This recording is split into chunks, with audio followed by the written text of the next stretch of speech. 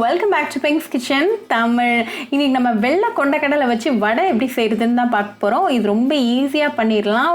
Tea டைமுக்கு ஒரு பர்ஃபெக்டான ஸ்நாக்காக இருக்கும். ஸோ இந்த ரெசிபியை பார்க்குறதுக்கு முன்னாடி இதுக்கு தேவையான பொருட்கள் என்னென்னு பார்த்துட்டு வந்துடலாம்.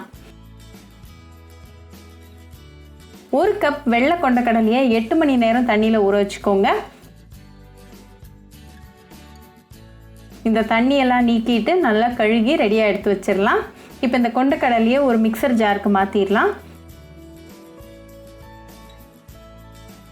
இது கூட 1 டீஸ்பூன் சோம்பு, 5 பூண்டு பல்லு, 2 சின்ன துண்டு இஞ்சி, 6 காஞ்ச மிளகா, அப்புறமா 1/2 டீஸ்பூன் உப்பு சேர்த்துக்கோங்க. இதை நல்லா கொரன்னு அரைச்சி எடுத்துகிட்டு வந்துடலாம். இப்போ இதை ஒரு மிக்சிங் பவுலுக்கு மாற்றிடலாம். இது கூட 1 வெங்காயத்தை நல்லா பொடிசாக கட் பண்ணி சேர்த்துக்கோங்க. கொஞ்சமாக கருவேப்பிலைகள் கட் பண்ணது, அப்புறமா கொஞ்சமாக கொத்தமல்லி இலைகளை கட் பண்ணி சேர்த்துக்கோங்க. எல்லா இன்க்ரீடியன்ஸையும் நல்லா கலந்து விட்டுருங்க.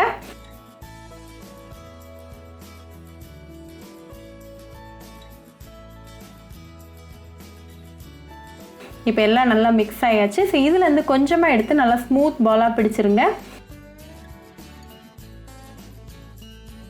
இதை லைட்டாக இப்படி தட்டிட்டு சைட்ஸ் எல்லாம் ஷேப் பண்ணி விட்டுருங்க.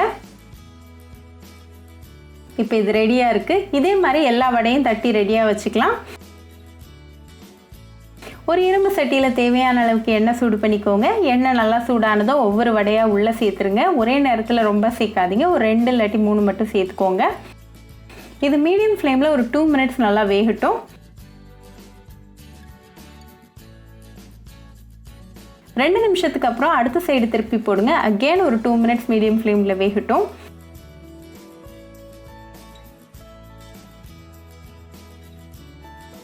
இப்போ 2 சைடும் நல்லா வெந்தாச்சு. நல்லா கிறிஸ்பியாக கோல்டன் ப்ரௌனாக வந்திருக்கு. ஸோ நம்ம இதை இப்போ ரிமூவ் பண்ணிடலாம்.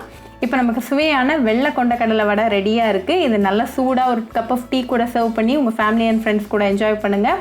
ரொம்பவே ஈஸி, குவிக் அண்ட் ஹெல்தியான ரெசிபி. ஸோ கண்டிப்பாக அந்த வெள்ளை கொண்டக்கடலை வடையை உங்கள் வீட்டில் ட்ரை பண்ணி பாருங்கள். ட்ரை பண்ணிவிட்டு எப்படி இருந்துச்சுன்னு கமெண்ட்ஸில் சொல்லுங்கள். இன்னொரு சூப்பரான ரெசிபியோட வந்து உங்களை பார்க்குற வரைக்கும் பாய் ஃப்ரெண்ட்ஸ்.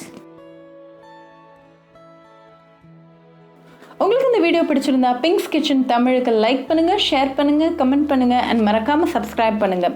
கூடவே பெல் ஐக்கானையும் கிளிக் பண்ணிக்கோங்க. அப்போ தான் நான் போடுற வீடியோஸ் எல்லாம் உங்கள் நோட்டிஃபிகேஷனில் வரும். உங்களுக்கு ரெசிபிஸ் இங்கிலீஷில் பார்க்கணும்னா பிங்க்ஸ் கிச்சன் சேனலை பாருங்கள். சேனலோட லிங்க் நான் அந்த டிஸ்கிரிப்ஷன் பாக்ஸில் கொடுக்குறேன். மறக்காமல் செக் பண்ணுங்கள். இன்னொரு இன்ட்ரெஸ்டிங்கான ரெசிபியோட உங்களை பார்க்க வர வரைக்கும் பாய் ஃப்ரெண்ட்ஸ்.